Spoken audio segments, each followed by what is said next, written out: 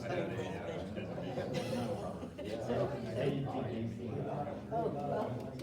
a problem, not a problem. We'll set something soon. There you go. Whatever works for you, Emily. Yeah, well, you know what happens when a Good preacher. morning, it is 11 o'clock. Let's stand up and say the Pledge of Allegiance. So you know we're all fighting on the same team. I pledge allegiance to the flag of the United States of America and to the republic for which it stands, one nation, under God, indivisible, with liberty and justice for all. Okay, well, this is the March 14th, 2025 meeting of the Augusta Government Day of the County Commissioners. And I will introduce you so you don't get us confused. I wouldn't want you thinking I was Andy Hunthouse. Okay. To my left is Commissioner Andy Hunthouse. Man of experience, 18 years he's been doing this. And then right next to him is Roger Balls. He is our CAO, Chief Administrative Officer. If we want something done, we probably take care of this. And then Jenny Chambers is head of our Public Works Department, and she knows where, I suppose I shouldn't say she knows where the bodies are buried, that would, but, you know, she knows. What? At the cemetery. At the cemetery, okay, good. And then to my right, world famous Commissioner Tom Rawl. And sitting right next to him is Under Sheriff Obert and my personal hero, Deputy Taylor. And, from the planning department, Greg McNally. And, hey, Phil, raise your hand. This is Phil Gonzalez, also from the planning department. And we have ladies from the health department, Julie Burr and Melissa Aker. And I think that's everybody. Did I introduce everybody? Okay. So, you may all know that the legislature has decided that all of our meetings will be recorded. And in order to do that, we have to make you trot right up to the podium. So even if you're just, you know, you've got a, by golly, that's not right, go up, give us your name, and say whatever, well, whatever, say something appropriate, but you have to do it from the podium, much as we all love the informality of just shouting from chairs. We can't do it that way. Sorry. Oh, sign-in sheet. There's a sign-in sheet, and it looks to me like a bunch of people have signed in, so I think you've already done the drill. We had a person walking around with the sign-in sheet, taking care of that. So, all right, well.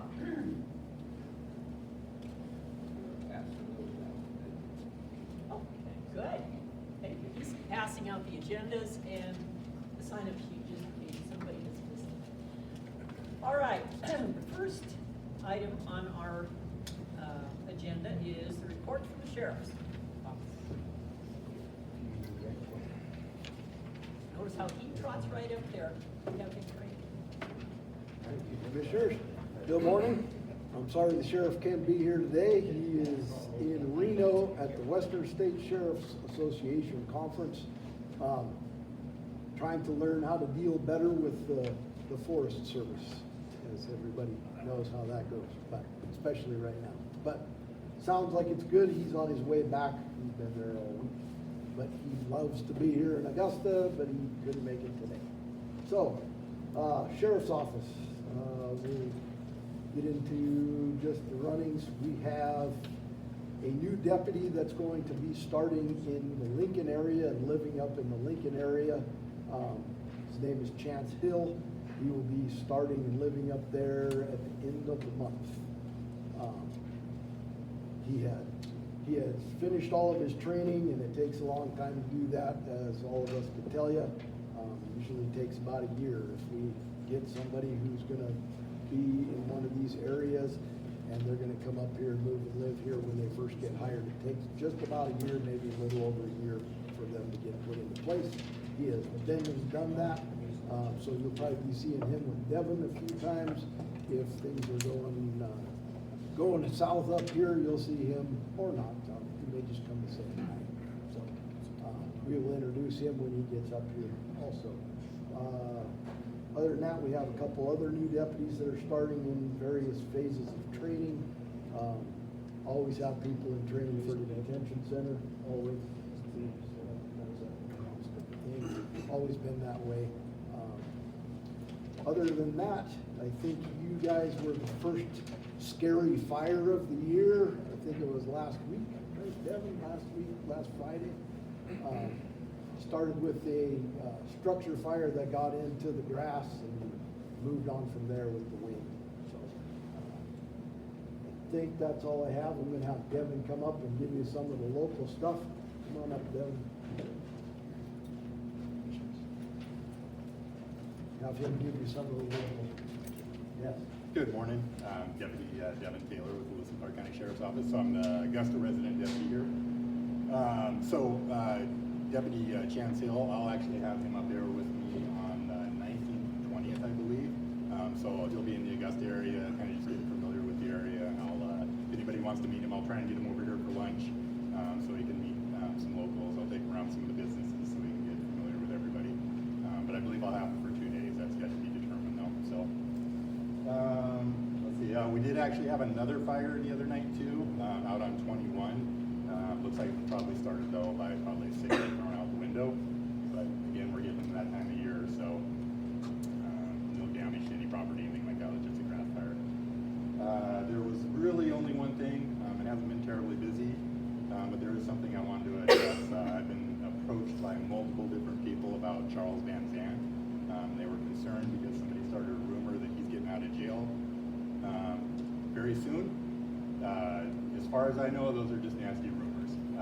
I checked on his DOC status here recently. He was sentenced to 10 years in prison with, I believe, a possibility of a parole hearing at 5-year mark.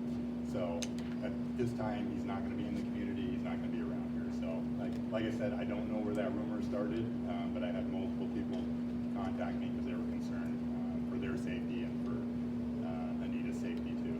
So at this point though, I don't think he'll be around. And I am working with Anita.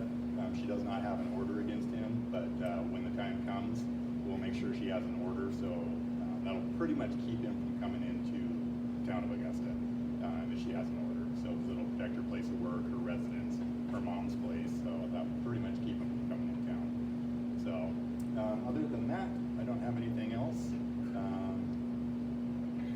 Yeah, starting to see some campers now. So talked to my first campers out in Craig the other night. So people are starting to show up. We'll probably have a lot more people showing up starting next month. That being said, since we do have people coming in town, I have had a couple incidents where people have got into unlocked cars. So if you're living in town, best to lock your vehicles up, maybe lock a shed. I understand this is a small town, Augusta, and we'd love to. We all trust our neighbors, but the people coming in town, we can't necessarily trust them. So if you have any questions or concerns, let me know. I'll be around all day today until midnight. Anybody have any questions for Devin, me, or the sheriff's office? Thank you. Thank you, guys. Thanks, Devin. Okay, now we are going to have a report from the Public Works Department, Jenny Chambers. Good morning, Commissioners, public. My name is Jenny Chambers, Lewis Clark County Public Works Director. First off, I want to wish you guys all a happy Pi Day. So 3.14 is a mathematical constant pi. It's the ratio of the circle's circumference and its diameter. But more importantly, it gives you a 1 day to eat pie that's no calories. So enjoy pie today. There you go. I have a weakness for pie, you know that. So that's definitely worth celebrating. We're just in Public Works, we're just wrapping up the winter wrap-up activities. Of course, you know, focus in the winter time is just snow removal, snow plowing. Lewis does a great job up here as equipment operator, plowing snow. We still have the seasonal hire that comes and helps him as needed. We may be looking for a seasonal hire next year, depending upon whether or not George continues helping Lewis, but we'll see how that shakes out. But pretty successful year, able to keep the roads cleared off. Didn't get a lot of complaints this year, and everybody's very patient, especially in the Augusta country with the wind and the drifting, and allowing those guys to do what they need to do. The priority is always the school routes for the buses, and then from there, he moves on from other locations. So now we're just gearing up for our summer projects. On Tuesday, the Board of County Commissioners approved a bid award to Helena Sand and Gravel for a pretty large road project up here in the Augusta country. We're gonna open bids and awarded Helena Sand and Gravel a bid for crack sealing, chip sealing, and paint project on Highway 435. So that got awarded. It'll happen sometime this spring, summer. The bid said they have to get that work completed by June 15th. We haven't issued a notice to proceed yet, so we don't actually know when the schedule's gonna happen, but it's gonna happen this late spring, early summer time period. It consists of crack sealing, chip sealing, and paint striping of the 10.1 miles of Highway 435. In addition, we'll also put new paint, epoxy paint on Sun Canyon Road from Highway 287 to the transfer station, the Lewis and Clark County transfer station's solid waste site, and then also on Benchmark Road to Broadway Street. So there'll be some new paint on some of the hard surface roads, and then all of Highway 435 will be done. Just to give you an idea of the cost of these projects, so this is coming out of our road infrastructure budget for the county as a whole. It's $534,420.75, and that was the low bid associated with this project. So they're pretty expensive to do 10 miles of road on maintenance activities. So just pass that along to your neighbors that project's gonna happen. I'll try to get notice out as soon as we know they're gonna proceed, but it will help maintain those hard surface roads moving forward. The other update I had that I wanted to provide was we're still working as a priority project to do maybe a temporary detour crossing on Birdtail Road, which is over Flat Creek. That bridge has a weight restricted limit on it, and MDT required us to either close the bridge permanently or enforce the weight limit of that bridge. So what we had to do was we had to put up Jersey rail type structures where you can only get cars and small trucks across there. You can't get anything with a heavy load. You can't get trucks with hay with trails on them, or large loads with like gravel or those type of equipment. So it's limiting those ranchers' abilities to get to their property. It's limiting their ability to get to propane and some of those essential services. So we've been working with the neighboring property, which is mainly the Dearborn Ranch, to get a legal agreement in place to try to develop and implement a temporary construction bridge location while we work on long-term funding on a permanent bridge replacement. So the legal agreement's been drafted. It's through county review. It's sitting with Dearborn Ranch right now, waiting for their feedback on that agreement. So that's all I had today, Commissioners. I'm happy to take any questions. Jenny, do you have any idea what the final, I know we had to have X number of dollars in place so that we've got a shovel-ready project. How much is this whole thing gonna cost for that one bridge? And I know what an important bridge that is to the people who own property and have cows out there, or, wanna get out. Anyway, how much is this gonna cost that all of the taxpayers help pay for? Okay, so for the temporary, Commissioner Payne, for the temporary bridge location on the alternative that we're gonna do in the interim, we're estimating anywhere from $200,000 to $300,000 just for the road work, temporary bridge, and some of the signage that's gonna be needed on the temporary location. But for the permanent bridge replacement, because of all the environmental permitting requirements, staying out of the ordinary high water mark, you have to now hydraulically span across for the fisheries, for the environmental permitting. It's gonna be a lot longer of a bridge potentially, and there's some also wetlands in the location. We aren't sure exactly how much it's cost because we don't have a design completed yet, but based upon similar projects in other locations, anywhere from $1.2 million to $2 million total. And give an update on just a general comparison on the number of people that utilize that bridge. For those of you that are familiar with Lincoln, we just worked with MDT on an off-system bridge project in Lincoln, Montana. Dalton Mountain Bridge, which is the Dalton Mountain Bridge Road, That was over $4.2 million total. And without having the federal support and the state support from the off-bridges, that would have cost the county taxpayers that much money. We had to provide a 25% match on the Dalton Mountain Bridge, but we were able to secure a grant through the Department of Commerce. And so that major asset, major infrastructure project for the county did not cost the county taxpayers any money based upon that $4.2 million project. So we are really aggressively, we look for funding to support and supplement these projects. We look for grants to try to move things forward, to stretch the dollars that we have as best as we can. So yeah, infrastructure projects are getting extremely expensive. Thank you, Jenny. Questions from the public? Please come up. My Clemens Bridge. Oh, wait. My question, so. Come up. Yeah, Come up to the podium. just after. So that we can get you on the record because the legislature says we have to. So please state your name. Cheryl Becker, I'm just checking, since you weren't up here the last time, we're waiting for an update on what happened with the funding, and we forgot that on the Clemens Bridge Road, Thank you. Sure. Clemens Road Bridge. Sure. Thank you. Commissioner Payne, Commissioners, and Carol, yeah, I can certainly give you guys an update on that. So we have lots of bridges across the county, and we've got 30-some that have weight restrictions and load restrictions, and we try to prioritize our best based upon those rankings. Currently now in Helena, we've got funding through a grant through Department of Commerce to do the Head Lane Bridge in Helena.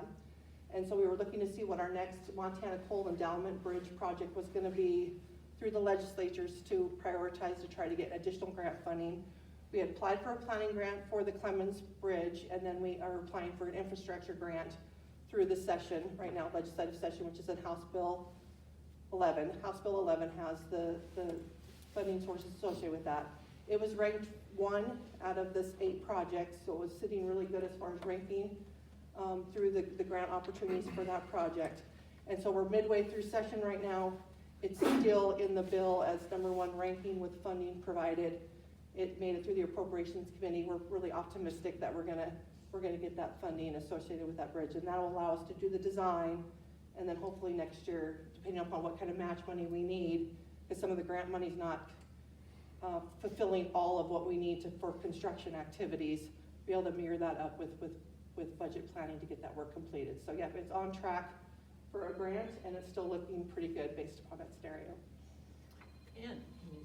Chambers, would it be helpful if certain members of our community here called their legislative people, their representatives and senators, and that would be, well, we'll get their names for you, but call them up and tell them, this is important, we need to get this done, so that we don't have somebody else's bridge bumped up as a priority. So they just need to know you're paying attention to this stuff, please.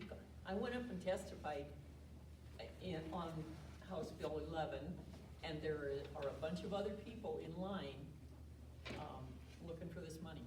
Yeah, and Commissioner Payne, that's a great point. It's moving to the Senate, so it's got to go through the Senate Appropriations, and Senate Fitzpatrick is the chairperson of that one committee, so he's not your area representative, but Gillespie. Yeah, Gillespie, Senator Gillespie is yours representative for this area. Thank you. Thank you. Okay, that's all? All right, thank you, Jenny, thank you, Carol. Now, our representative from the Public Health Department are going to tell us what's going on. We have Julie Burr and Melissa Aker. Take the podium, please, ladies. Or just one at a time, it's up to you. We're a package deal today. You want to start? Sure. Yeah, so we were going to talk to you about coalitions, give a little background on exactly what a coalition is, and talk about ones that we work with through our work at Lewis and Clark Public Health, and also a statewide cancer control coalition that I participate in. Could you talk up just a bit? Okay. And slowly, some of us are old and deaf, so thank you. Okay, all right. So, State your name. okay, that's what I was gonna ask. So I'm Melissa Baker. I'm sorry for mispronouncing. That's okay. So I work at Lewis and Clark Public Health, and I manage a program called the Breast and Cervical Cancer Screening Program. And that program provides free mammograms and pap tests for women who don't have insurance. I do have some informational cards if anybody wants those, if they know anybody that they want to share those with. And so that program is part of the prevention team at Lewis and Clark Public Health. Julie is my supervisor, if you want to talk about that, and then I'll launch into the coalition. Oh, sure. So. Commissioners, State many your name. residents of Augusta, I'm impressed. My name is Julie Burr. Apologies. My name is Julie Burr. I'm the Behavioral Health and Chronic Disease Prevention Supervisor. And we're here today just to talk a little about some of what we're up to at Public Health and how we would welcome your feedback and ways to get involved. I'll let Melissa continue.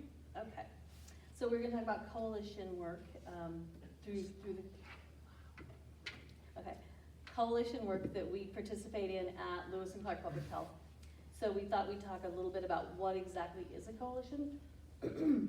Local health departments engage community stakeholders in a wide range of outreach activities on a regular basis. A community coalition is a group of individuals representing many organizations or themselves and their experiences who agree to work together to achieve a common goal. So what happens at coalition meetings is that in our case, Lewis and Clark Public Health usually leads those coalitions.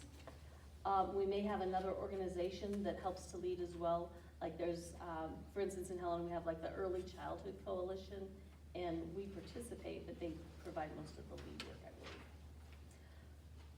believe. Other things that happen during a meeting is discussion and decision-making. There might be little separate work groups that break out and work on a specific project. Active involvement of members to develop action plans, goals, and objectives. And members share their knowledge from their personal or professional experience. Some examples are the Aging Well Work Group, Rocky Mountain, which includes Rocky Mountain Development Council, AARP, the Alzheimer's Association, the Whitehall Library, and St. Peter's Health. And so that, mentioning the Whitehall Library reminds me that, so Lewis and Clark Public Health, even though we are based here in Lewis and Clark County, we also provide services to, some of our programs serve multi-counties. For instance, my program also serves Jefferson, Broadwater, and Mark counties. Whitehall is part of Jefferson County. So yeah, we have a wide reach. There's a substance use coalition that includes representatives from Pureview Health Center, St. Peter's Hospital, Boyd Andrew, Florence Crittenton, and some other groups that are getting involved. We also host a suicide prevention coalition and Healthy Together steering committee. And then I also am co-chair of one of the committees for the statewide Montana Cancer Coalition. And that coalition, if anybody is interested in joining any of our coalitions, including this cancer coalition, we address cancer across the continuum. So we have, we start with prevention, and then I lead the team that does early detection. So that's, again, cancer screening. And then there are other committees that cover things like treatment and aftercare. So, Great, thank you. We also, I want to put in a plug for next week. I know Helena's a bit of a ways, but we have our community feedback meeting for our community health improvement plan draft that we'll be finalizing. So the topics in this community health improvement plan for the next 3 years, so it's not just Lewis and Clark, but we've partnered with Peerview and St. Peter's, Rocky Mountain Development Council. The main focus areas are improving mental health and substance use, access to resources and treatment, improving prevention for chronic disease and supports for people living with chronic disease, and improving housing as well, and that's largely focused on the Helena area. And we would welcome anyone's input.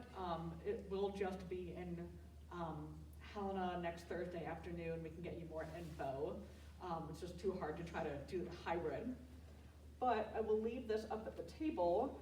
I only have 10 copies, I didn't know how big the group would be, but we can always get you more information about all the different ways that community members can get involved in various coalitions. Help let us know what's going on in Augusta, since most of us aren't up here a lot.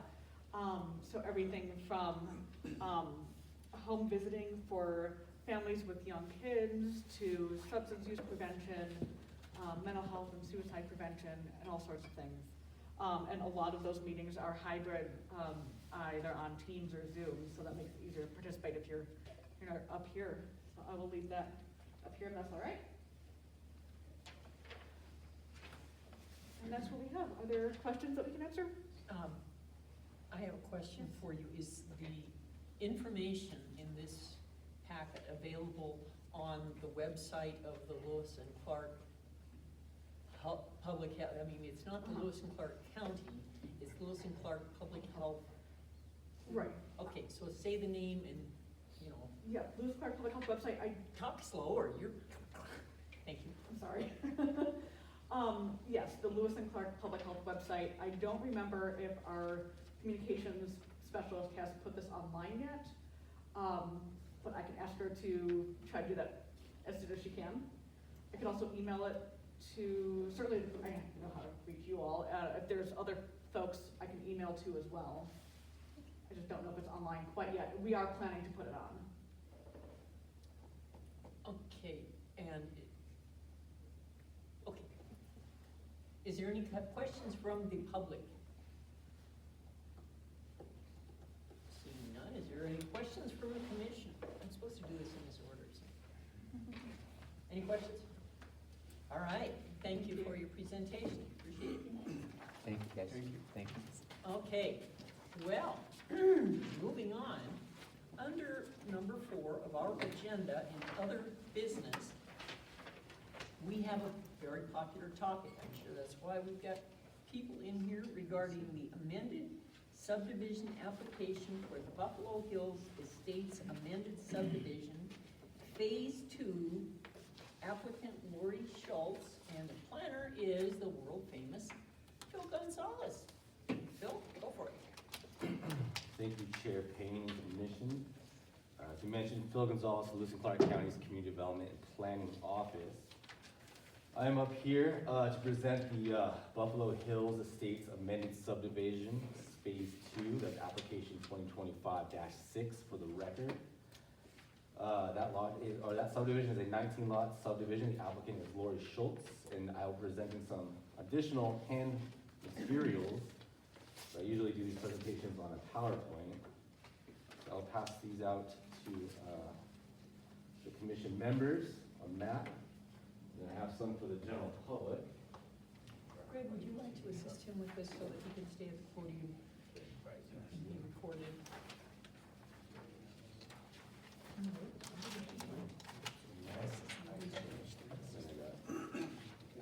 I got a map probably for everyone, and then I have a number of staff reports. But a limited number, I wasn't sure how many people are going to be here. We'll just take one. Just take one. Thank you. Thank you. Again, as I mentioned, presenting the amended Buffalo Hills Estates subdivision. This is specifically for Phase 2 of that subdivision. Just generally, we're here today to hear this amended subdivision application. If the commission sees fit, I will present this information, have a moment for questions for staff, public comment on this item, and then reschedule a continuation to hear this application at a later date. Staff is recommending March 20th in Helena to rehear this application. So to begin, as you can see from the vicinity map, commission on your staff report, you'll see the Buffalo Hills Estates. Again, Phase 2 of that subdivision. Just generally, as most of us know, that just the subdivision is west of Augusta. At the moment, many of the lots are developed in that area, mostly with single-family uses. That subdivision is generally surrounded by agricultural and residential uses. As I mentioned, the applicant, Lori Shultz, submitted the amended subdivision application on January 14th of 2025. Can you guys all hear me okay? Just want to make sure. Yeah, all right. Speak slowly and distinctly. There are many of us hard of hearing. Okay. So the general application request is to strike or remove one of the county covenants, specifically the filed county covenant number 19 from Buffalo Hills Phase 2, which is Exhibit D, or page 20 in the staff report, which states, quote, "The raising, keeping, or confinement of livestock, with the exception of animals used for 4-H, is prohibited." Notes, lots 21, 22, 23, and 27 are excluded from this covenant. So this application, if approved by this commission, the applicant would have the authorization from the county to strike number 19. The goal from the applicant, which they state in their application, is for all lots within Phase 2 to be able to keep horses, not just lots 21, 22, 23, and 27. Now, commissioners and public, to give some context to this application and the existing subdivision, as you can see from the handout, Buffalo Hills was platted as 2 separate subdivisions, even though they have 1 HOA and shared internal road number. Phase 1, outlined in red, which has 11 lots, was platted in 1999, and it contains lots with 3 to 5 acres in size. Phase 2 was outlined in yellow, was platted in 2007. It contains 19 lots ranging from size from 3 to 20 acres. Now, both phases were platted what we would call with private covenants and county covenants. So Phase 1 has a set of private covenants and county covenants, and Phase 2 has the same, private covenants and county covenants. Now, county covenants were required by this commission to be placed on both phases of the subdivision when they were platted. County covenants are required as part of the subdivision process, and unlike county covenants, amending them or changing them requires authorization from this commission, which is why we are here today. Private covenants, as you might know, only require property owners to modify them. Now, Phase 1 and Phase 2, as I mentioned, both have private covenants related to livestock that read similarly. The Phase 2 covenant, private covenant states, quote, "Animals no more than 2 horses may be kept year-round per lot. No other animals, livestock, pigs, poultry, or fowl, or any other kind may be raised, bred, or kept on any tracts, except that dogs, cats, or other household pets may be kept, provided that these are not kept, bred, or maintained for any commercial use. The homeowners association shall have the power to limit the grazing on all lots if the lots are overgrazed.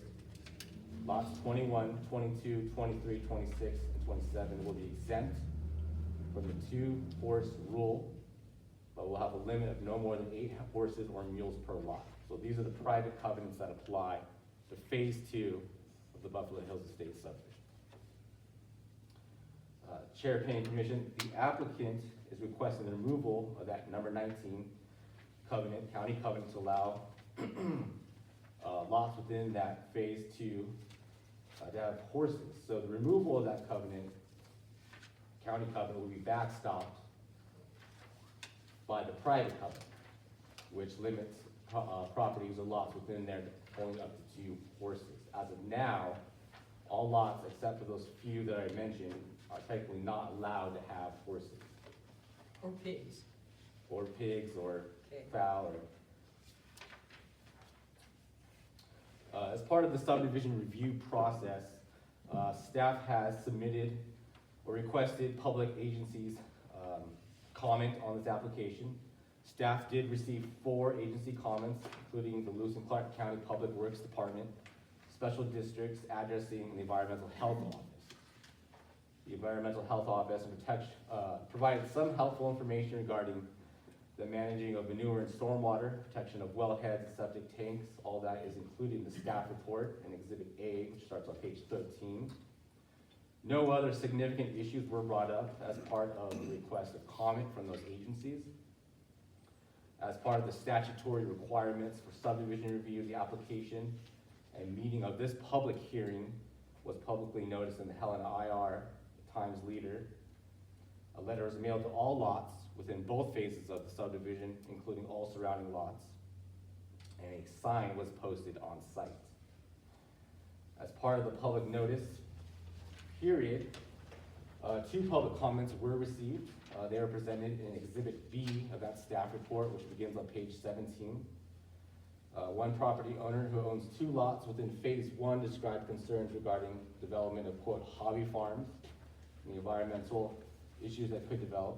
In addition, another property owner in phase 2 states they are not in favor of modifying the covenant, as it is there to protect property owners, and it was in place at the time of purchasing of the property.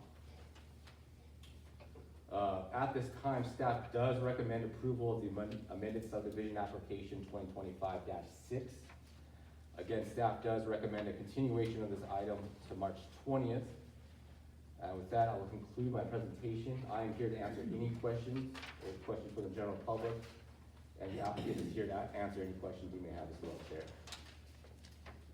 Being a former lawyer, I have a question about who are the contractees to this agreement?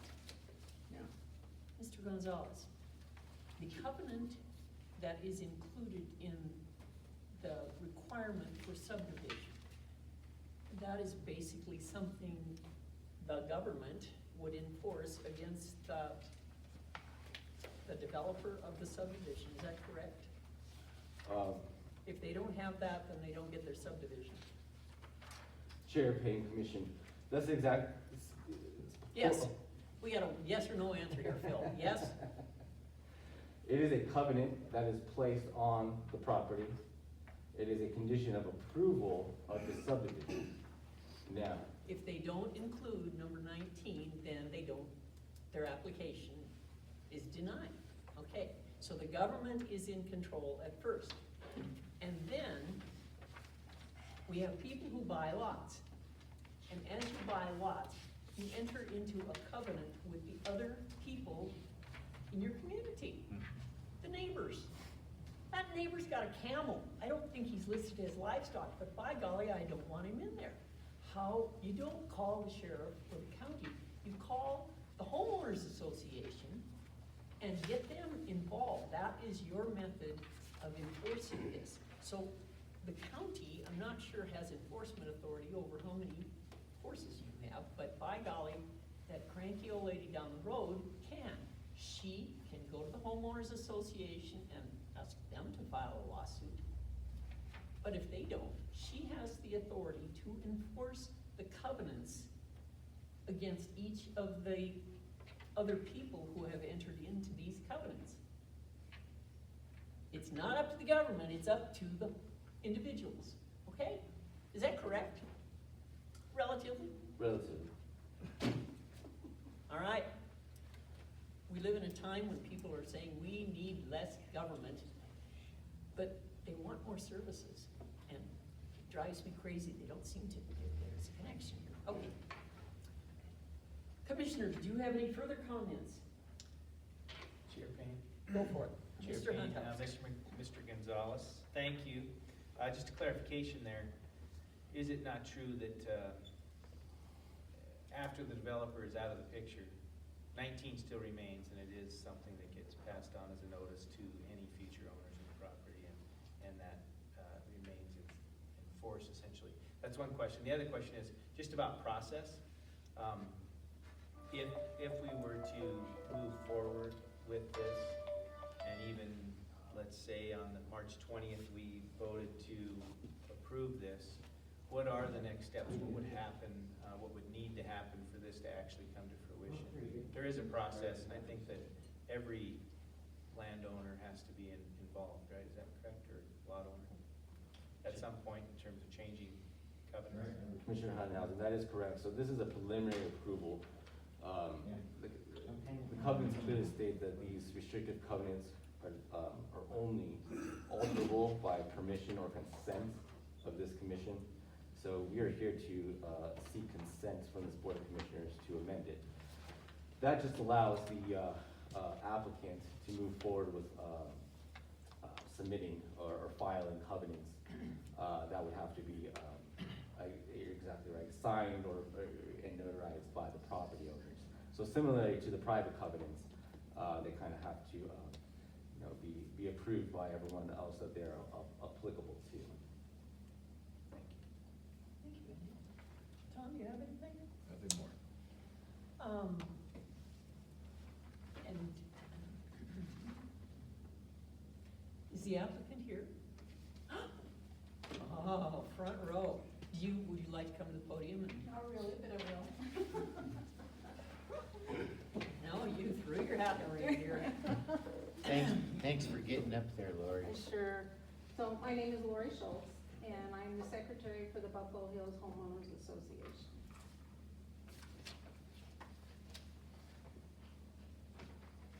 I'm very pleased that the Buffalo Hills Subdivision has an active homeowners association because there are a lot of subdivisions, including the one I live in. No, there's supposed to be, but we haven't done it. So this is very important. Lori, would you spell your name? LORISHULTZ. S, no C, S. How long have you been secretary of the homeowners association? Since, I believe it was 2017 or 2018.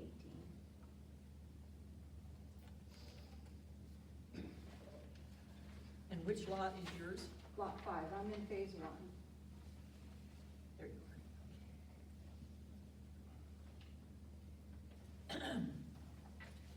are.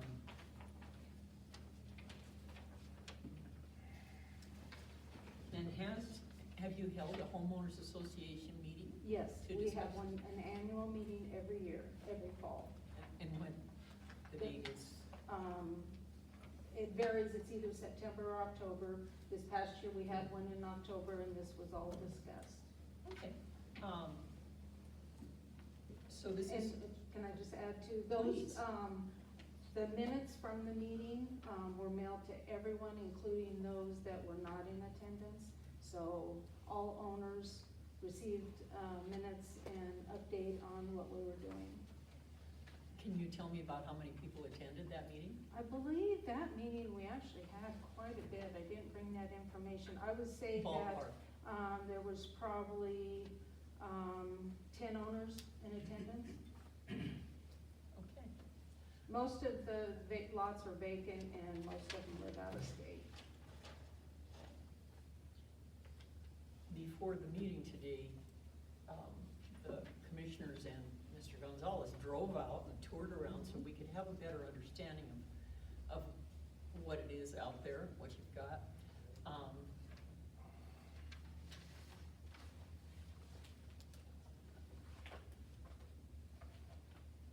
Do you have any further questions for the secretary? Chair Payne, Schultz, just kind of the impetus of this, why, what reasoning, why are you bringing this forward? And Well- kind of sell us on the idea, if you would. Okay, so our private covenants say we can have 2 horses. So, I would say the majority of the people, if not all, that purchase property, we're looking at our private Buffalo Hills covenants. And it says we can have 2 horses. So the subdivision has just within the last couple of years started to really develop. So last year we had 2 owners that had horses. That's the first 2 owners that we've had that have had horses, and they are in phase 2. So once we got really looking into it, the way the county covenants read, it says livestock. So I guess in all of our minds, you say livestock, you think cattle, that type of thing. We weren't thinking horses. And then we found out, we were told by the county that livestock includes all animals. So that would include the horses. So we just wanted to clear it up and go to the county and take the proper steps to have it removed so that we would be in compliance with the county.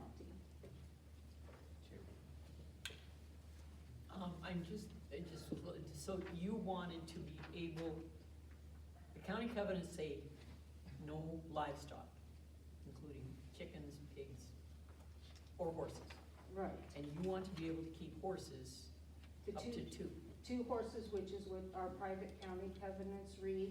And if we would wanna change that, then it would be voted on by the homeowners association. Our private covenants say that if the covenants are over 20 years, which would be phase one, we would have to have 50% of the land mass agree on that to make changes.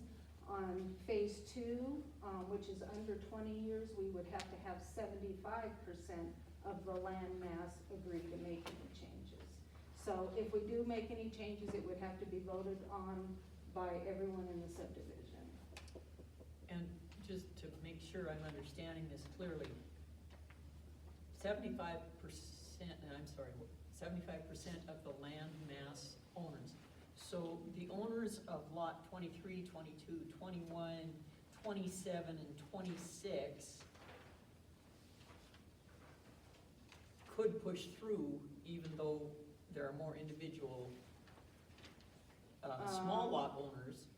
Yeah. They would not have the, I think they would still require, a few of the smaller lots, probably not many, but yes.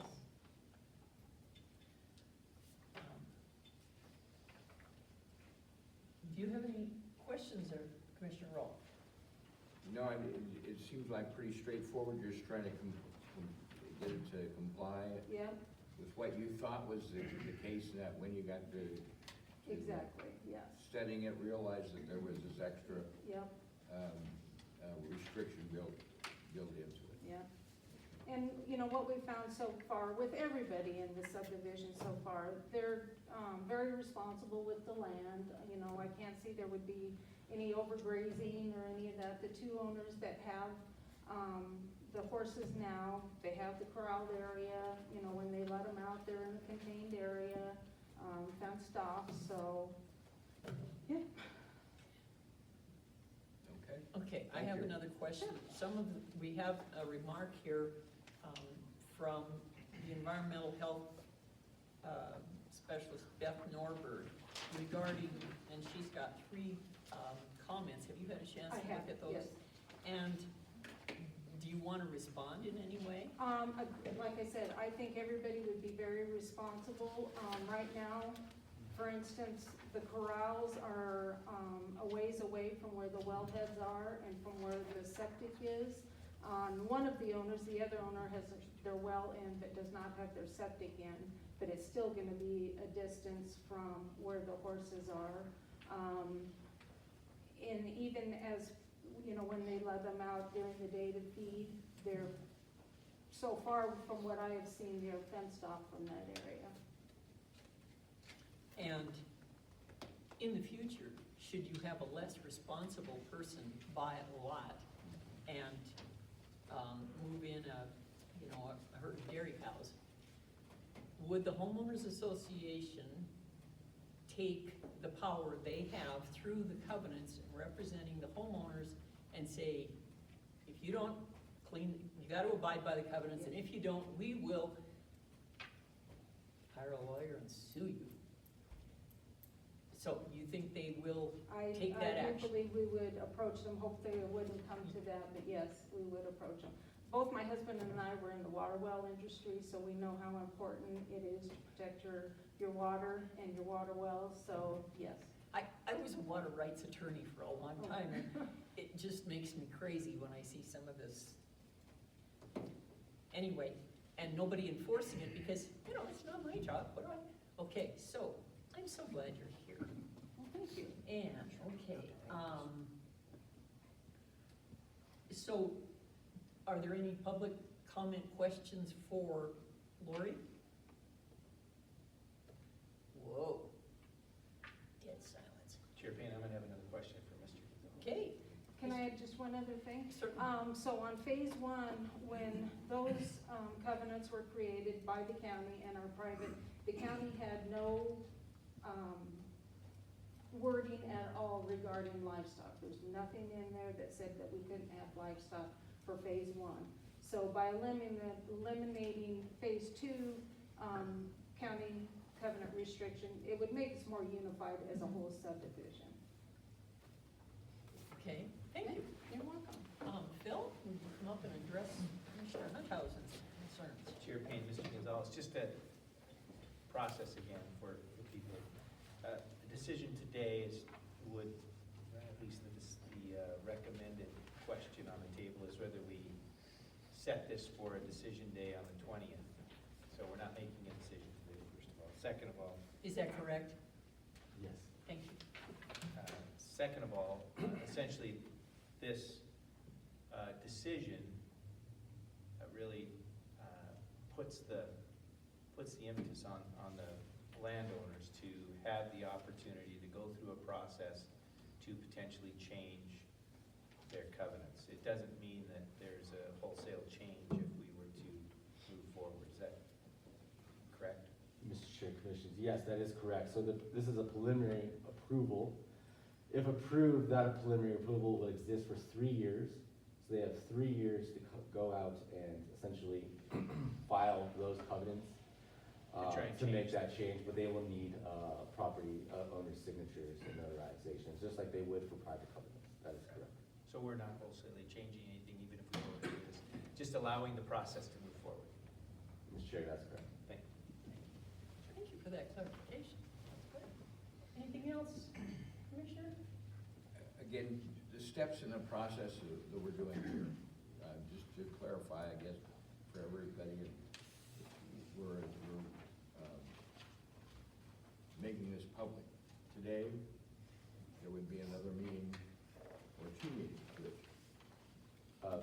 Mr. Chair, that's correct. So this meeting is the presentation, an opportunity to ask questions, take public comment on this item, and then we would rehear it, and staff is recommending March 20th, so next Thursday, to render a decision. Make final decision. Okay, thank you. Anything else? All right. Well, There's a question. I would, if you want to make a comment or question, do you want to ask the applicant a question, or do you just want to make a comment? Public comment is now open.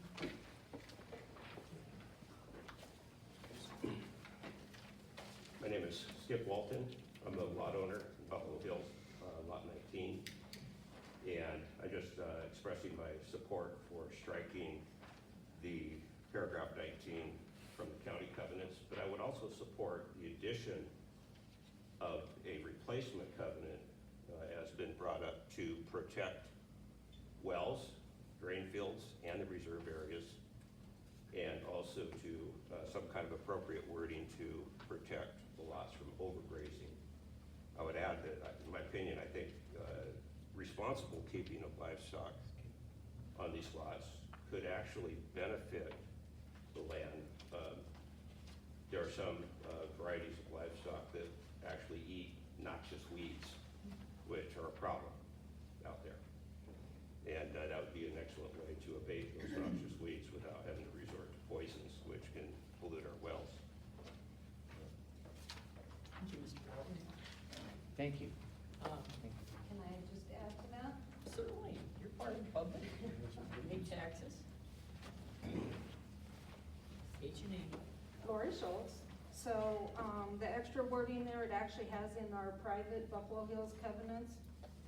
The homeowners association shall have the power to limit the grazing on all lots if the lots are being overgrazed. Can you So, tell us what number that is? Number 7. Thank you. So that would be covered in our private covenants, the overgrazing.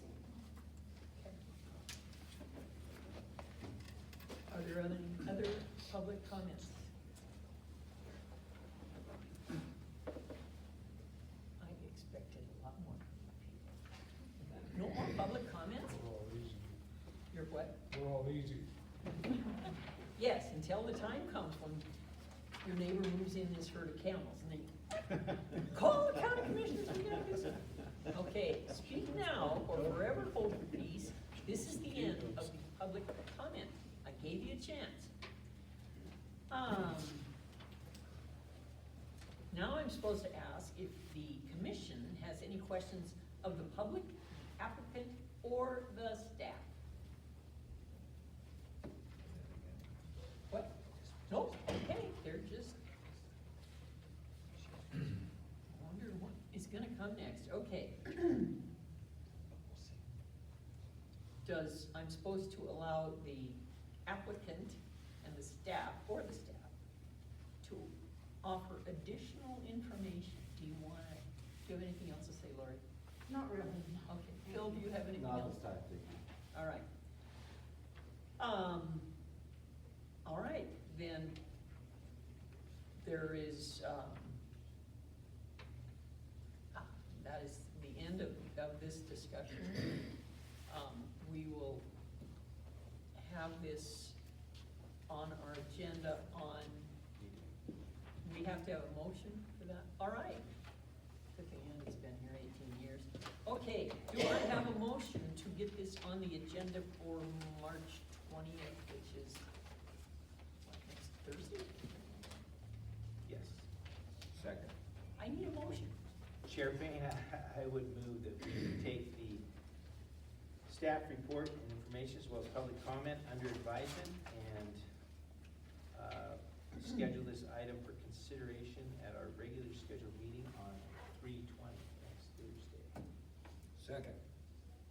It has been moved and seconded that we set this matter for a hearing on our regular agenda for the Lewis and Clark County Commission for March 20th, 2025. It's all in favor, signify by saying aye. Aye. Aye. Any Aye. opposed? Same sign. Motion passes 3-0. So, on the 20th. Is there a time? Do you know what time?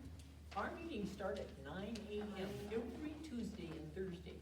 And if we've got a bunch of items on the agenda, we get out of there by about 11:30 or 12. But if there's only one item on the agenda, you better be there by 9:15. Okay.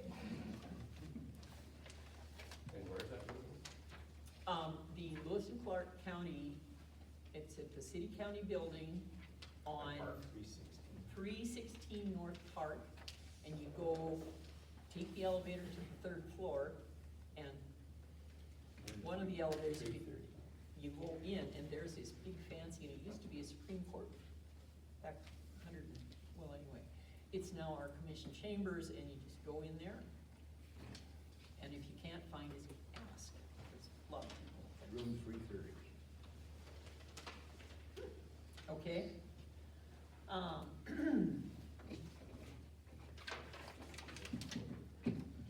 So, the next meeting of this, I have a public comment wandering in here from my old friend Susan. Come on up. Oh, this is probably the public comment section of our This is just a suggestion, Susan Good, GC. former county commissioner. Former county commissioner. Former, yes. It might be helpful to people in Augusta to know that the commission agendas are online, and you can look at them in advance to see how many items there are. And those agendas are published several days in advance, so you don't have to be there, right, you know. But it just so that you know that those agendas are always available online, and also any supporting documents that you might want. Thank you. Chair. Thanks, Susan. Thank you, Susan. Andy, what? Just a comment related to that as well. All of our meetings in Helena are televised as live, and then they're also recorded and posted on we have a YouTube channel. So this meeting, for example, will be posted on our YouTube channel within 5 days of the meeting. So if you can't come, you can watch. And if you aren't able to watch live, you can watch it afterwards to find out what happens and what the decision of the commission is. Can't they watch it live on channel 189? They can watch it live on their computers as well. See? So it is streaming live as well. Very. Interesting. So you're gonna be And sitting you find there- that on the county website. Yep, and it works. At least if your computer. Okay, next meeting, April 11th, 2025. At this point, I will open this to any public comment on any public matter within the jurisdiction of the commission that is not on the agenda above. Mr. Speaker.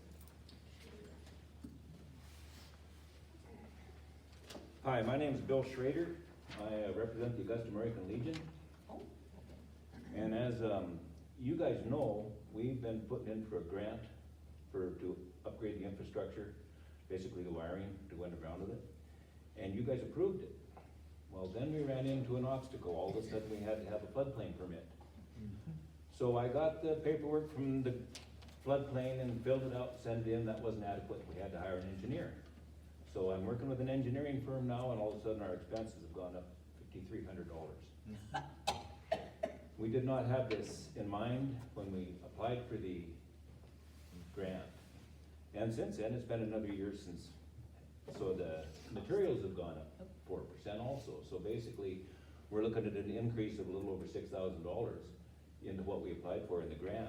And I wasn't able to get a hold of Ann McCauley this week to let her know, but we knew you guys were coming, so I thought it'd be a good time to come present my case to you, to let you know that we'd really like to see if it'd be possible to increase the amount of that grant to get this, so we can get this work done. I mean, you know, it is the Legion, we provide quite a bit of service in this town, and we kick all the money we make back into the community, so it's a nonprofit and just a couple of old guys trying to get some stuff done.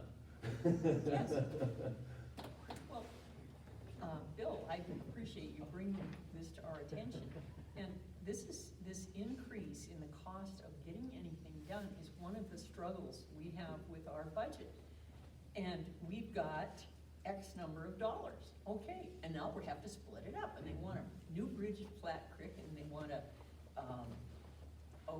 the Canyon Creek, they need a water and sewer. I mean, there's always more that you can spend your money on. Sure. And then, all the property owners are objecting to the property taxes, and so we're sitting there thinking, well, we gotta cut something. I will certainly, you know, this is important, I know it is, and Ann is at a conference in Washington DC or someplace this week, so, but this is the right thing, and the greasy wheel gets, the squeaky wheel gets the grease, so I encourage you to keep kicking on the door. Is there, do you have more extensive experience than me know of anything else he should be doing to bring this to our attention or get it? Andy? Chair Payne, there are a couple of things.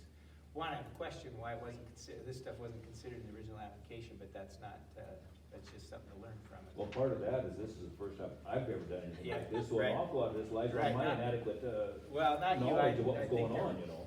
there were a lot of eyes on it, post your eyes. But that said, we are where we are. We have, and Mr. Baltz can help me, we have tried to add in some contingency funds up to 10% of some of these projects. I don't know if we have any of that funding left, but we'll look into it and study it. But I think the first step, and all you need to do is bring it to our attention. And I think Ms. McCauley will be following up with you and with us. Great. We can find out if there's some, we do try and build in some contingency funds for these projects. Because we wanted, after we approve them, we want to see them complete. Sure, sure. One of the other questions I have is, am I gonna run into any other walls after I get around this one? That's what an engineer would for surely tell us. Yeah, So, yeah. thanks. Permitting is always an adventure. Yes, yes. Okay, thank you for your comments. Okay. Are there any other comments? Thanks, Bill.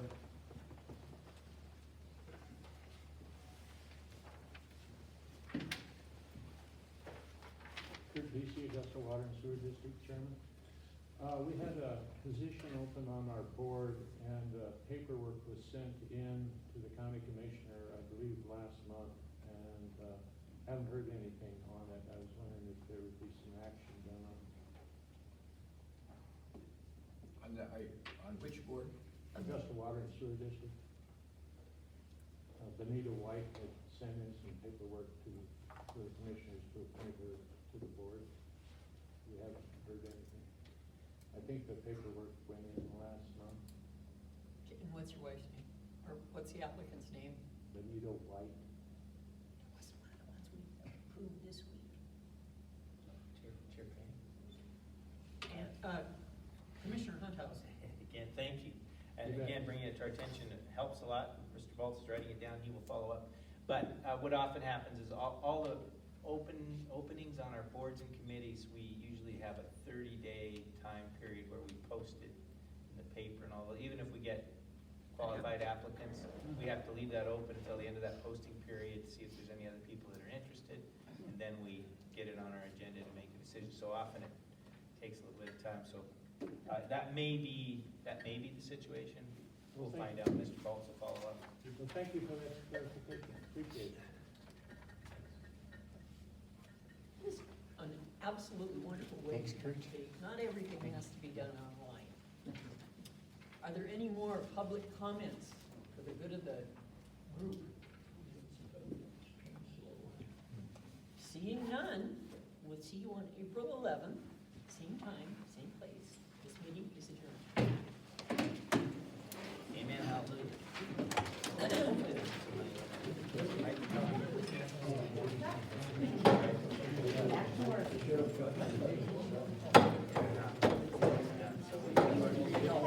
Information about the anagram, I will put it on our group page. And I am interested in this senior, be living at home well. So I could actually. Yeah,